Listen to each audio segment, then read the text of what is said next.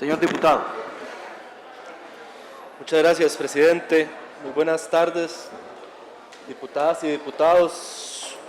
Un saludo a los estudiantes de la universidad que están en las barras. En unos minutos voy a hablar exclusivamente del tema que los ha convocado el día de hoy sobre el presupuesto de las universidades, pero antes quería hacer algunos apuntes específicos sobre el presupuesto ordinario que estamos discutiendo durante este mes para el primer ejercicio o el primer presupuesto que como Asamblea Legislativa nos corresponde votar. En primer lugar, efectivamente, este presupuesto asciende a los 10.9 billones de colones. Se mencionó hace unos días que ese monto representaba un aumento del 17% del presupuesto con respecto al presupuesto del año 2018. Lo cierto, y es importante precisar, es que ese 17% corresponde exclusivamente al pago del servicio de la deuda. El presupuesto, excluyendo el servicio de la deuda y excluyendo el pago de las pensiones, menciono lo del pago de las pensiones como un ejercicio ilustrativo, no como algo por supuesto deseable, excluyendo esos dos montos, tiene una reducción del 0,8% en relación con el presupuesto de este año. Este presupuesto proviene en mayor medida, y eso es parte de la discusión fiscal que hemos tenido en los últimos meses, proviene de deuda. El 53% del presupuesto se financia por deuda. ¿Qué significa esto? Que si el presupuesto general de la República fuera 1.000 colones, cerca de 540 colones de esos 1.000 los estamos financiando con deuda. Y solo cerca de 300 colones proviene de los ingresos que recibimos por impuesto de la renta e impuesto sobre las ventas. Ese ejercicio de reducción del presupuesto tiene dos componentes. Uno, que tiene que ver con decisiones que tomó la Administración en relación con el gasto en empleo, exclusivamente con remuneraciones, pluses y actualización de pluses salariales. Y el otro tiene que ver con una reducción de la inversión social y de los gastos de capital. Decía hace 2 días en esta discusión la diputada León Marchena que la austeridad del presupuesto o los recortes del presupuesto no eran un motivo de celebración en sí mismo. Y es cierto, no podemos celebrar que el presupuesto no crezca porque justamente no crece en gastos de capital, y eso significa que el Estado no está pudiendo invertir en infraestructura, en bienes duraderos y en general en inversiones que generan más empleo, más riqueza y más distribución de la riqueza. Y el presupuesto tampoco está creciendo, más bien está decreciendo en cuanto al gasto social. Eso tampoco es motivo de celebrar que el gasto social para el año 2019 tenga una reducción de cerca de 1 punto porcentual. Por eso la austeridad o la reducción del presupuesto no es un motivo para celebrar en sí mismo, es un motivo para celebrar o para reconocer cuando estos recortes se dan en función de la calidad del gasto. Específicamente, quería destacar en función de la calidad del gasto cuáles han sido las primeras consecuencias que tiene en el presupuesto 2019 las decisiones que tomó el Ministerio de Hacienda en relación con las remuneraciones y con los incentivos. En el presupuesto 2019, el aumento en remuneraciones y en incentivos salariales es de alrededor de un 1.7%. Ese es el crecimiento. Es el crecimiento más bajo que hemos tenido en los últimos años. Es decir, el crecimiento del último presupuesto era de un 7% y ahora el crecimiento es de solamente un 1.7%. También es importante las acciones de contención del gasto en relación con la creación de nuevas plazas en el Poder Ejecutivo. Primero hay que aclarar que las plazas no es algo que usted pueda simplemente recortar de un día al otro. Más del 80% de las plazas del sector público corresponden al Ministerio de Educación Pública, al Poder Judicial y al Ministerio de Seguridad. Pero en lo que sí se puede hacer disminuciones en las contrataciones, este año, o para el próximo año más bien, aumentará las plazas en solo 744. Eso es un 0,5%. Es una cantidad histórica. De hecho, desde el año 2011 no había un aumento tan bajo en la contratación de nuevas plazas del presupuesto. En resumen, este es un presupuesto que decrece por un ejercicio de austeridad y de contención del gasto que el gobierno quiso hacer en este primer presupuesto, pero también que decrece, y nos tiene que llamar la atención ese decrecimiento en inversión social y en gastos de capital, porque no son definitivamente buenas noticias, pero son consecuencia de la situación fiscal que vive el país.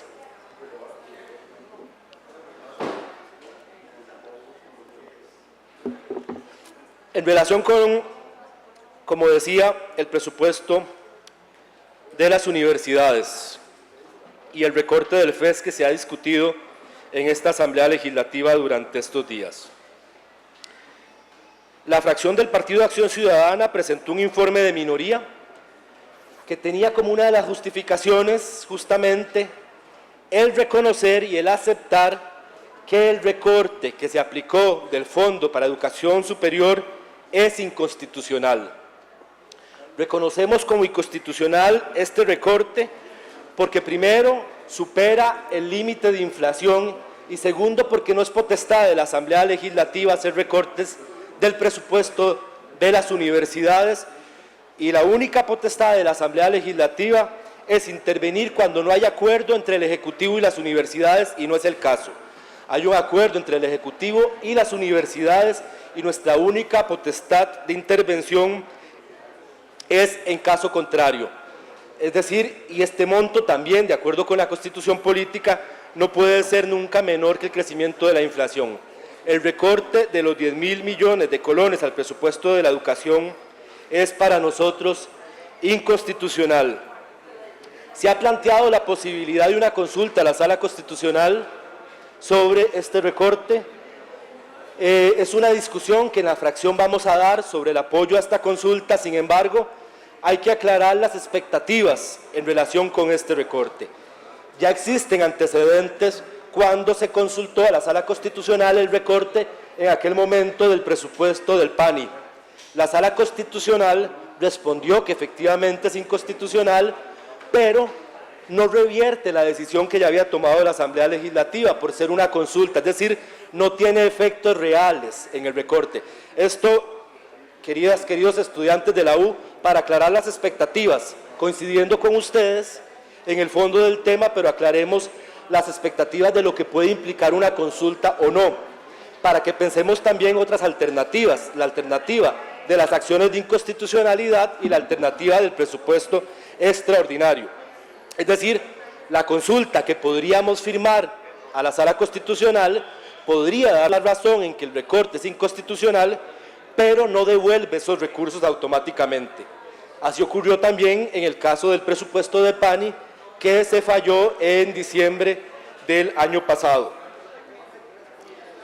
Otro tema que quería aportar en esta discusión del presupuesto de la universidad es que si bien aquí se ha hablado en muchas ocasiones sobre la diferencia entre autonomía y soberanía, entre cuál es la diferencia de estos dos criterios, de estos dos términos que a veces se prestan para una discusión aquí en la universidad, en la Asamblea Legislativa, que se tergiversa en muchas ocasiones. Yo quiero, para no hacerlo con palabras mías, señalar con mucha claridad que el presupuesto de las universidades sí tiene absoluta relación con la autonomía universitaria. El presupuesto, el aporte estatal a las universidades es un elemento sustancial de la autonomía universitaria. Así lo contemplaron la Asamblea Constituyente en la discusión del presupuesto o de la autonomía universitaria, y quisiera citar a algunos de los constituyentes que en ese momento lo dejaron claro, porque me parece que esta discusión no nos puede perder sobre la relevancia que tiene la autonomía de la universidad. Decía el diputado constituyente Rodrigo Facio en aquel tiempo: ¿deseamos realmente la autonomía para la universidad? Todos aquí han dicho que sí, pues si la deseamos de verdad, tenemos que echar mano a un medio que le permita financiarse convenientemente sin tener que renunciar a su libertad, sin tener la necesidad de irse plegando al Ministerio de Educación y comprometiendo su libertad y su cultura. Llegamos a la conclusión de que solo un abogado puede haber para la universidad, el propio texto de la Constitución. Palabras del constituyente Rodrigo Facio. Las reforzaba también el constituyente Baudrís Solera, cuando decía: mañana, si la universidad no se adapta al ambiente político imperante, un Congreso, con el propósito de liquidarla, lo podrá conseguir fácilmente rebajando el subsidio del Estado. Agregaba: ¿quién nos asegura que en el futuro no podría presentarse una situación parecida? Precisamente para evitar que esto pueda llegar a presentarse, es necesario e indispensable dotar a la Universidad de Costa Rica de una auténtica independencia administrativa, docente y económica. Por supuesto que el FES tiene que ver con la autonomía universitaria. Por supuesto que el recorte del FES es inconstitucional porque se creó en la Constitución justamente para garantizar la independencia económica sobre la que se sustenta la autonomía universitaria, y en eso no debería hacer discusión. Representantes de los estudiantes, como les decía, vamos a valorar las opciones de la consulta facultativa de la Sala Constitucional, las acciones de inconstitucionalidad o el presupuesto extraordinario. Son las tres rutas para recuperar esos recursos para el presupuesto de la educación. En otro tema también que se discutió en relación con el presupuesto, quería recordarles algo que ocurrió en los años 2015 o 2016 en el país. Durante los años 2015 y 2016 se contabilizaron 27,000 personas migrantes en condición irregular que ingresaron al país por la frontera sur. Para ver la dimensión de esta cantidad de migrantes, en los años anteriores esa cantidad de personas solo ascendía a los 9,000, es decir, se triplicó la cantidad de migrantes, de personas migrantes en condición irregular que ingresaron al país por la zona sur. Este aumento se debió, recordaremos, producto de dos oleadas de migrantes, los cubanos y los extracontinentales provenientes de Haití y también de algunos países africanos que ingresaron al país por Ecuador para transitar hacia acá, hacia los Estados Unidos. En esos años, en esos meses, cuando se dio esta ola de migrantes en el país, se habilitaron 4 centros de atención temporal para migrantes, conocidos como CATEM, en el kilómetro 20 de Golfito, en Buenos Aires de Punta Arenas, en el sur, y en El Jobo y en La Cruz, en Guanacaste. En total, se atendieron en estos centros de atención temporal 18,246 personas durante esos meses de las horas migratorias. Estas personas migrantes recibieron, por supuesto, atención en higiene y salud, en alimentación, en techo, en abrigo, en seguridad, así como apoyo especial a las personas que venían con hijos y a las familias. Lo cierto es que las olas migratorias van a continuar en el mundo, las condiciones que generaron estas olas migratorias no han cambiado, y van a continuar. Lo cierto es que las personas migrantes, antes de decidir venir por Costa Rica, no van a revisar si el presupuesto de la República... Señor diputado, discúlpeme la interrupción, ya nuevamente estamos en quórum. Tenemos 32 diputados presentes. A partir de este momento corre el tiempo reglamentario. Con 39 diputados presentes, reiniciamos la sesión. Señor diputado Sánchez Carballo, puede continuar con su exposición. Para que respirara, hagámoslo juntos. Gracias, presidente. Hablaba entonces de la condición de las personas migrantes o de las oleadas de migrantes que recibimos en los años 2015-2016. Algunos datos adicionales.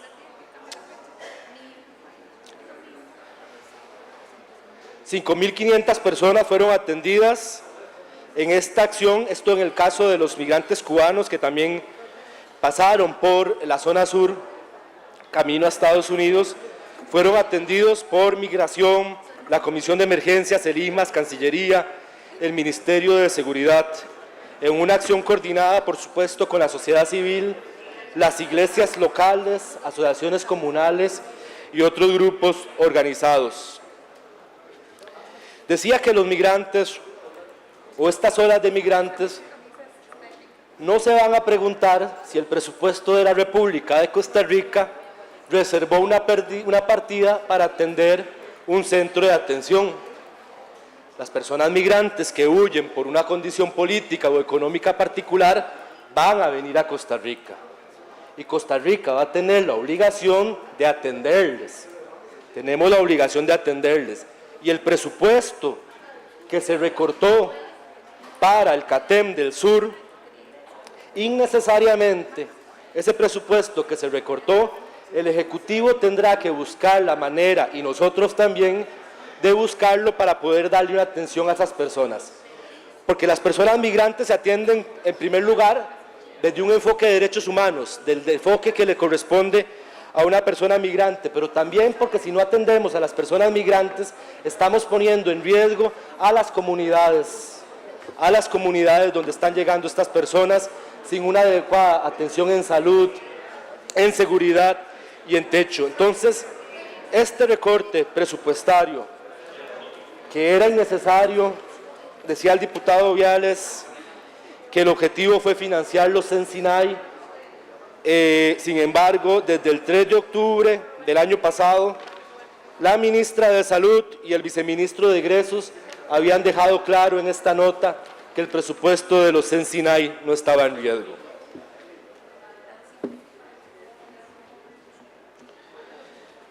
Las personas migrantes, entonces, o los CATEM, que están siendo atendidos en condiciones no adecuadas, para separar, por ejemplo, hombres de mujeres, para separar a las mujeres que vienen con hijos, para atender adecuadamente a la niñez, para atender adecuadamente a las personas con algún padecimiento o alguna enfermedad, tendrá el Estado que buscarlos porque las olas de migrantes van a seguir ocurriendo, queramos o no, o hayamos incluido o no en el presupuesto esa partida.